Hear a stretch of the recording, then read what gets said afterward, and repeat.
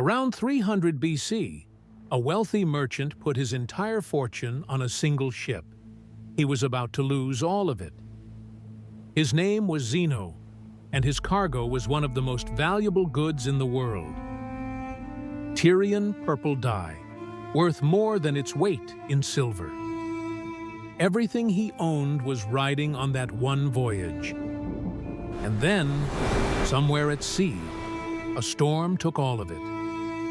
The ship sank. His fortune dissolved into the ocean. He lost everything. He washed ashore in a strange city, in rags, with nothing left.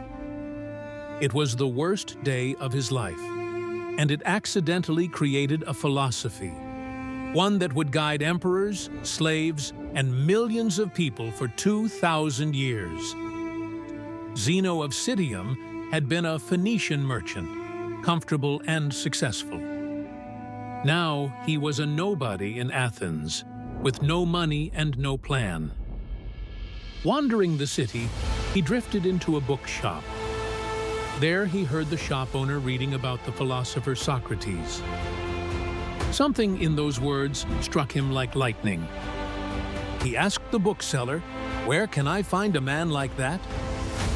By chance, a philosopher happened to be walking past at that very moment. Zeno followed him and never looked back. He spent years studying. Then he began teaching his own ideas. Not in a private school, but on a public porch in the marketplace. The Greek word for porch was stoa, so they were called Stoics. And later, Zeno would say something extraordinary about his disaster. "I made a prosperous voyage," he said, "when I suffered a shipwreck." The loss of everything had given him the one thing that truly mattered. So what was this idea? Worth more than a fortune? It starts with a single, deceptively simple distinction. Some things are within your control. Most things are not. You do not control the weather, the economy, or other people's actions. You do not control whether your ship sinks in a storm. What you do control is how you respond, your judgments, your actions. The Stoics said nearly all our suffering comes from one mistake: trying to control what we cannot, and neglecting what we can. We rage at traffic, at weather, at things already done. We pour our peace of mind into things that will never obey us. The Stoic move is to pull your focus back to the only territory you truly govern, yourself. And the proof that this works comes from the most unlikely people. Consider Epictetus. He was born a slave in the Roman Empire. He owned nothing. He controlled almost nothing about his own life. By legend, his master once twisted his leg cruelly. Epictetus calmly warned him it would break. His master did not stop. When it broke, the story says, Epictetus simply said, "I told you so." True or exaggerated, the story captures his core teaching. They could chain his body. They could never touch his mind. Epictetus became a free man and one of history's greatest teachers.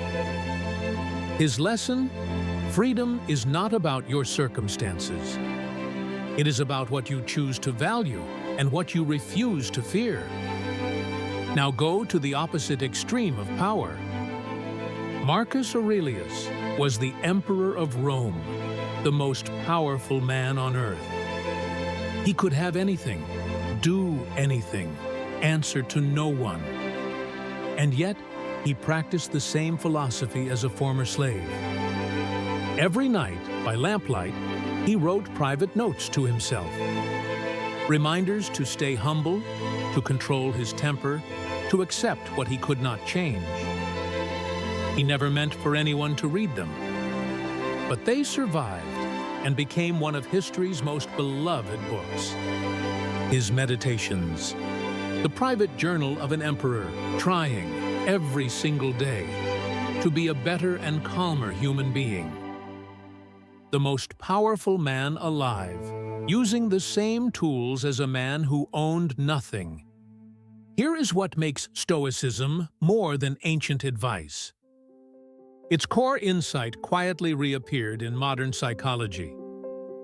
In the 20th century, psychologists developed cognitive behavioral therapy, one of the most effective treatments for anxiety and depression we have. And its central idea is strikingly Stoic. It is not events that disturb us, but our judgments about them. That line is almost pure Epictetus, written nearly 2,000 years earlier. The Stoics had intuited something real about the human mind.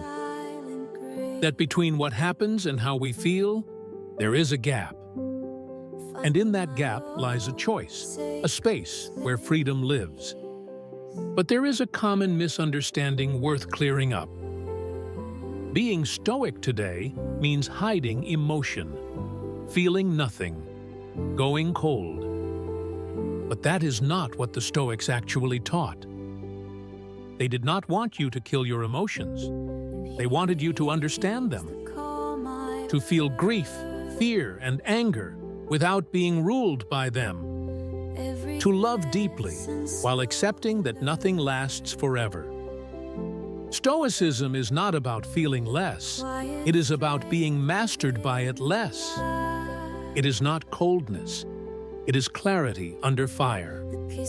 So return to that beach 2,000 years ago. A ruined man who had lost everything he owned. He could not control the storm. He could not recover the cargo. But he could control what he did next. And that changed everything. That is the quiet promise hidden inside this ancient idea. You will lose things. Storms will come. Much of it you cannot control. But the space between what happens to you and what you do about it, that space is yours. It always was. And learning to live there might be the most valuable shipwreck of all. If you want timeless ideas explained without the fluff, you are in the right place. Subscribe to Fiuzaverse, and let's keep finding wisdom in unexpected places.